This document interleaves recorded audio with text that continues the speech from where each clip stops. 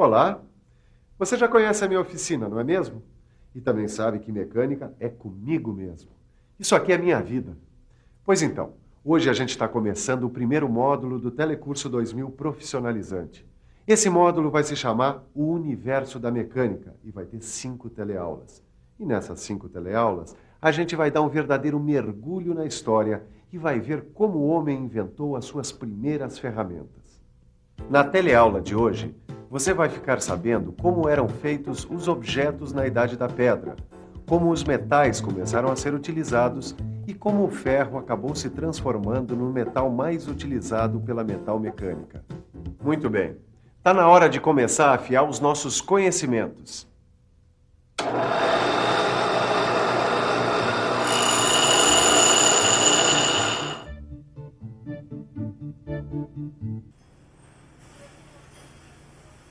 Que máquina!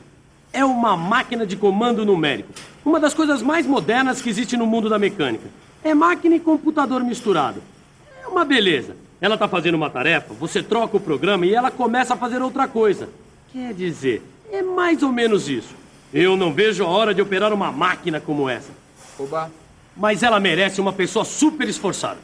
Esse aqui você já conhece, é o Silva. Quando alguém aqui tem alguma dúvida, ele é a pessoa certa. É um profissional de primeira. Quando eu tenho uma dúvida, adivinha para quem eu pergunto? Tito, você que gosta dessas coisas? Dá uma olhada nessa máquina aqui. Olha só. Esse Tito não perde uma oportunidade de conhecer coisas novas. E se tem coisa que ele gosta, são essas máquinas mais modernas. Mas eu já disse para ele que ferramentas e máquinas mais sofisticadas não apareceram do nada, não. Como quase tudo na vida, elas são resultado de uma constante evolução. Essa história do uso da ferramenta é coisa que começou, há muito tempo. História que você prometeu começar a me contar ainda hoje.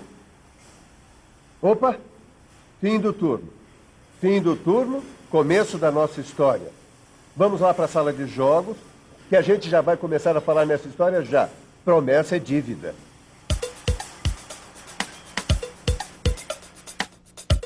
Tito, imagina que você é essa bola branca e que você está perdido no meio de uma floresta. Uma floresta imensa, cheia de animais selvagens, mosquitos, enfim. Como se diz por aí, você está perdido no mato sem cachorro. O que é que você faria para sobreviver? Olha, é isso que eu faria. Eu entraria numa caçapa, ou melhor, numa caverna para me esconder. Mas somente se esconder não adianta, Tito. Para sobreviver numa selva, é preciso não só se esconder, mas também conseguir alimentos. E isso, às vezes, significa atacar. Você tem razão. Então a pergunta é, o que eu fabricaria para sobreviver? E você? O que faria ou fabricaria para sobreviver numa situação dessas? Eu fazia uma arma, né, para me defender dos bichos. Lanças. Poderia pegar uma madeira, transformá-la numa faca. Uma machadinha de pedra, tá? Uma machadinha com a pedra pontuda, um pedacinho de pau e um cipó amarrado, né? Uma faca.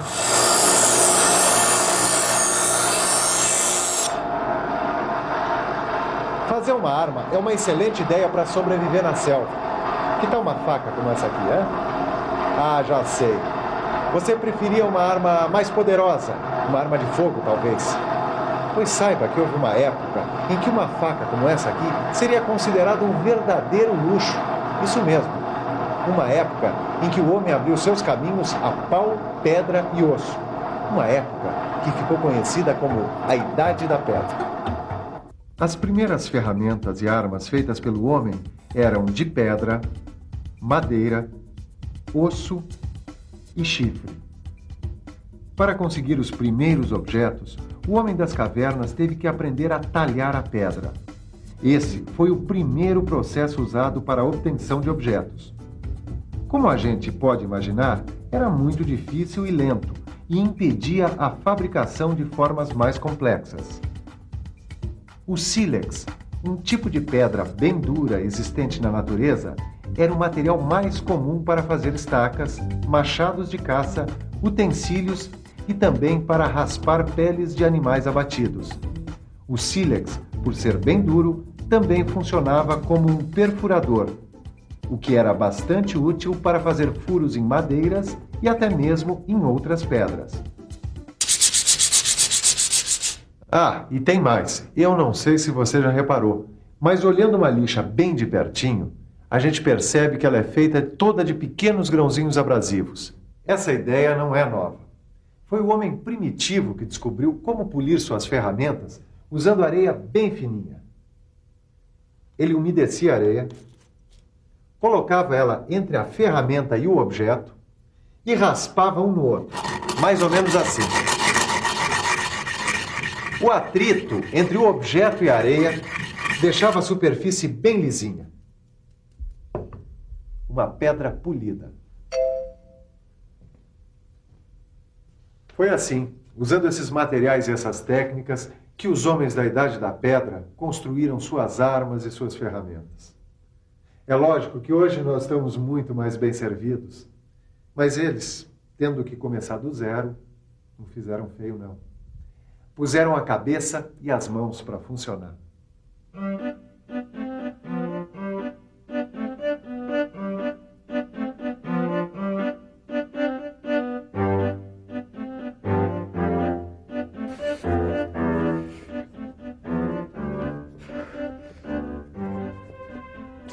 Silvio, isso não dá certo, Silva. Essa faca não corta nada. Esse material de pedra. Tito, acorda, rapaz. Não dá. Os objetos feitos de pedra não são bons para cortar. Além disso, se desgastam com muita rapidez. Tem que inventar outra coisa. É melhor a gente deixar a pedra de lado e começar a usar o metal. Não falei que o rapaz era esperto? A descoberta e a utilização dos metais foi justamente o passo seguinte que o homem deu para melhorar a qualidade de suas ferramentas e armas. Para fazer seus objetos, o homem passou a usar o que ele pensava ser um novo tipo de pedra, uma pedra com um brilho especial. Na verdade, era o cobre. Demorou, mas o homem descobriu que, além do brilho, aquele material tinha outras propriedades. Já sei, que o cobre era menos duro que a pedra e que podia ser forjado. Exatamente. O homem descobriu que podia forjar o cobre. Você sabe o que quer dizer forjar?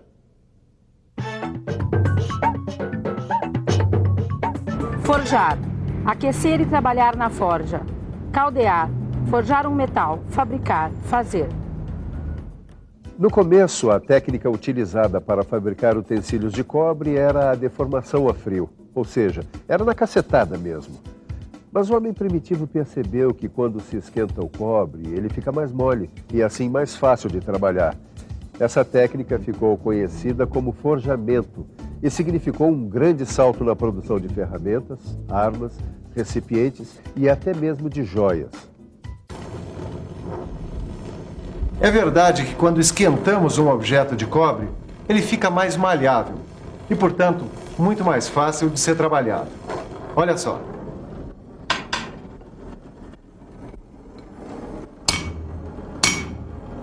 Tá vendo? Ficou mole. Se a gente aquece muito o metal, ele acaba ficando líquido. Quer dizer, se a gente aquece muito um pedaço de cobre, ele acaba perdendo a sua forma e se transformando em líquido. Isso é, cobre em estado líquido. Depois de algum tempo, ele volta a ficar sólido, tomando a forma da forma onde foi colocado. Aqui foi colocado cobre fundido. Esse processo de derreter o metal, depois colocar ele numa forma, ficou conhecido como fundição de metais. A fundição de metais foi um dos grandes avanços que o homem deu na fabricação de objetos. Com a fundição, os produtos passaram a ser produzidos com maior rapidez e também com maior riqueza de detalhes. Além das ferramentas e armas, começaram a ser produzidos panelas, enfeites e até joias. E aqui nessa enciclopédia fala também da primeira liga metálica que o homem fez. Você sabe o que é uma liga metálica? Liga metálica é a mistura de 2 ou mais metais. Com o trabalho de exploração das minas, muitos outros metais foram descobertos. Dá uma olhada aqui. Um desses metais descobertos foi o estanho. E foi fundindo o cobre com um pouquinho de estanho que o homem descobriu a primeira liga metálica, o bronze. E você sabe a vantagem do bronze, não sabe, Tito? É claro. O bronze é um material mais duro e resistente à deformação que o cobre. Perfeito. E por causa de sua dureza e resistência, e também por ser fácil de trabalhar, o bronze se transformou no material preferido para a fabricação de ferramentas, armas e enfeites. Naqueles tempos, o bronze valia quase tanto quanto o ouro. Mas espera aí, eu só tenho uma dúvida. No início de tudo, os objetos eram feitos de pedra, madeira, osso e chifre. Depois vieram os metais, começando pelo cobre e depois o bronze, que é uma liga metálica. E o ferro? Quando é que o ferro vai dar as caras nessa nossa história? Agora mesmo. O ferro é um dos mais antigos metais e é encontrado em quase todas as partes do mundo. Para derreter o ferro é preciso uma temperatura acima de 1000 graus Celsius. Foi necessário muito tempo para que o homem aperfeiçoasse a técnica de aquecimento e conseguisse fornos capazes de derreter o ferro. O pulo do gato foi dado quando se percebeu que o ferro precisava de ser aquecido junto com o carvão e deveria ser injetado bastante ar dentro do forno. Mas o ferro produzido dessa maneira era muito duro, quebradiço e difícil de ser forjado, porque o carbono que existe no carvão é absorvido pelo ferro. Com o tempo, o homem aprendeu que quanto menos carbono no ferro, melhor. Ele fica mais duro e menos quebradiço. O ferro com pouco carbono é o que a gente chama de aço. Presta atenção, Tito. Resumindo, é o seguinte. A fundição do ferro permitiu um grande aumento na produção de peças de ferro fundido. E com os novos conhecimentos técnicos, o ferro foi aos poucos substituindo o cobre e o bronze no fabrico de armas, ferramentas e utensílios. Entendeu? Eu entendi. Quer dizer, eu só tenho uma dúvida. Eu sei que você está conservado, mas quando você começou a trabalhar aqui, as ferramentas ainda eram de pedra? Engraçadinho ele, não? Mas enquanto eu faço ele engolir a gracinha dele aqui na mesa de sinuca, veja só quanta coisa você aprendeu hoje. E atenção, se liga aí que é hora da revisão. Nessa teleaula, você viu que os primeiros objetos feitos pelo homem eram de pedra, madeira, ossos e chifres. Na sequência, vimos que começaram a ser fabricados os objetos de metal. Primeiro, os de cobre, e depois, aqueles que eram feitos de uma liga metálica, o bronze. Por último, vimos que a técnica de aquecimento dos fornos evoluiu, e o homem passou a produzir o ferro e o aço em grande escala. A nossa viagem pela história vai fazer uma pausa aqui. Mas na próxima teleaula, a gente continua. É isso mesmo. Ele vai ensinar para a gente o que são as máquinas simples, a base de todas as máquinas. Eu já estou super curioso. Mas vamos com calma. O que eu posso dizer é que você deve dar uma boa lida em seu livro e fazer os exercícios. Até lá. Tchau!